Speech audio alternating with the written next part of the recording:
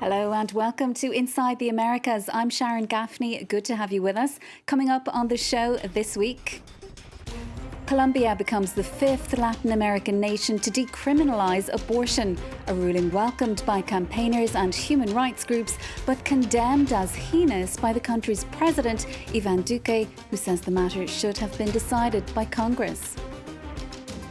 With little hope of finding more survivors, a massive clean-up operation is underway following deadly flash flooding and landslides in the southeastern Brazilian city of Petrópolis. And a monumental step forward, say female footballers, as the US women's national football team reach an agreement that will see them receive the same pay as their male counterparts. Well, it's being hailed a historic victory by campaigners as Colombia becomes the latest Latin American nation to decriminalise abortion. Terminations will now be permitted during the first 24 weeks of pregnancy, having previously only been possible in limited circumstances, such as in cases of rape or if there was a risk to the mother's health. The Constitutional Court's ruling has been condemned as heinous by President Duque, whose term in office ends later this year. Yinka Oyetade has the latest.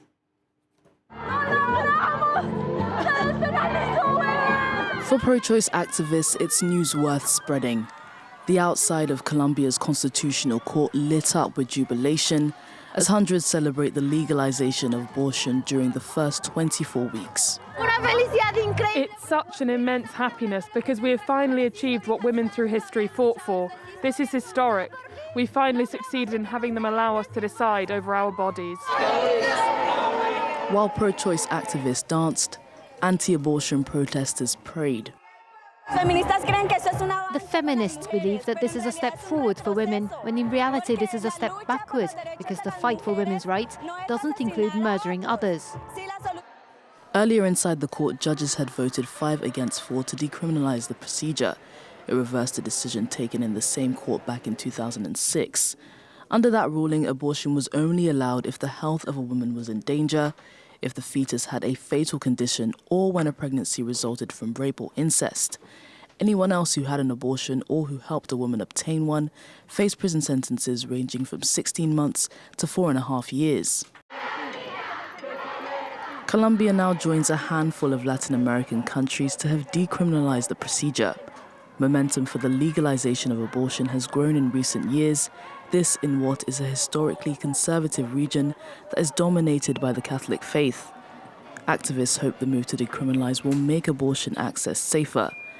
A 2014 study by the Colombian Health Ministry estimates that 70 women die each year from unsafe abortions.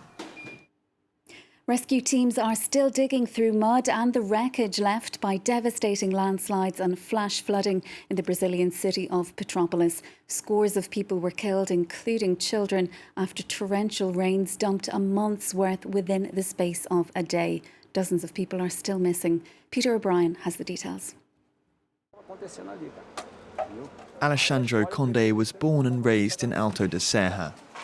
On Tuesday the 15th, as the torrential rain appeared to let up, he left his workshop and headed down the mountain. Minutes later, the ground above him collapsed, destroying dozens of buildings, including his workshop with his 18-year-old son, his brother and his close friend inside. When I arrived, I saw this. Then it was just a scream of pain, because I knew that my son and my brother were there. It was one of many deadly mudslides around the scenic tourist city of Petrópolis after a month's worth of rain fell within a few hours. Dozens of people remain missing, and authorities say there's now little chance of finding survivors. I identified many bodies and carried the bodies of many friends, including children, adults, seniors, and even dogs. More than 850 evacuees are living in emergency shelters. Many will have to rebuild their lives with little to nothing. Today we are hosting 240 people. We continue to work. Donations are coming in. There's a lot of solidarity from the people around us. Around a quarter of the city's housing is considered high risk because of a number of factors, among them rapid urbanization, poor planning lack of financing for subsidised housing, and a blind eye turned to construction on dangerous terrain. I can't live here anymore. It's one tragedy after another, and those who should take care of the city are always making false promises. This was the deadliest storm in the city's history, and with climate change causing more intense rainfall, the risk of further tragedies is only increasing. Well, our image of the week is seeking the bare necessities. He's wanted by police in California, accused of breaking into dozens of homes around Lake Tahoe since last summer. Weighing in at over 225 kilos, Hank the Tank earned his nickname by hungrily barging his way into locked and occupied homes. Wildlife groups are calling for him to be relocated to a sanctuary, but authorities say he may need to be put down after repeated efforts to deter him from snacking on human treats failed. A Native American tribe in Northern California has declared a state of emergency after another woman went missing along a remote stretch of coastline between San Francisco and Oregon. 5 Indigenous women have gone missing or been killed there over the past 18 months. With help from a non-profit organisation, members of the tribe are now trying to establish a database across the state as part of efforts to raise awareness about cases that are receiving little or no media attention. Emerald Maxwell has more. I really feel like early on there should have been a bigger search for her. She's been missing since October. A college graduate and an accomplished traditional dancer descended from 3 local Native American tribes. 33-year-old Emily Risling is also a mother of 2. It's real difficult when you deal with the grandkids. And the grandkids said, "Grandpa, can you take me down the river and can we look for my mom?" Then he says, "What happens if we can't find her?" Risling had been struggling with mental health in the months before she disappeared. She was last seen walking across a bridge in a remote part of the Yurok Reservation in Northern California. In this area, almost everyone knows someone who's vanished. Risling is one of 5 Indigenous women who've gone missing in the past 18 months. But a government watchdog group report this year found the true number is unknown, due to reporting problems, distrust of law enforcement, and jurisdictional conflicts. There is a maze of jurisdictions, of policies, of procedures, of who investigates what. I worked with a family where for 3 days they couldn't get anybody to investigate the rape because the county, the state, and the tribal police couldn't determine who had jurisdiction. Risling's case illustrates some of these challenges. A citizen of Hooper Valley Tribe, she's presumed missing on the Yurok tribe's reservation. The geography of the reservation has definitely presented challenges to law enforcement, specifically within this case. Native women face murder rates almost 3 times those of white women. Drug abuse and domestic violence are also disproportionately high. Advocates say such cases have been neglected for decades. Quite honestly, the community and the tribe as a government is getting frustrated, and they're tired of the appearance that our Native people are not getting the attention that they see with other missing cases locally and across the country.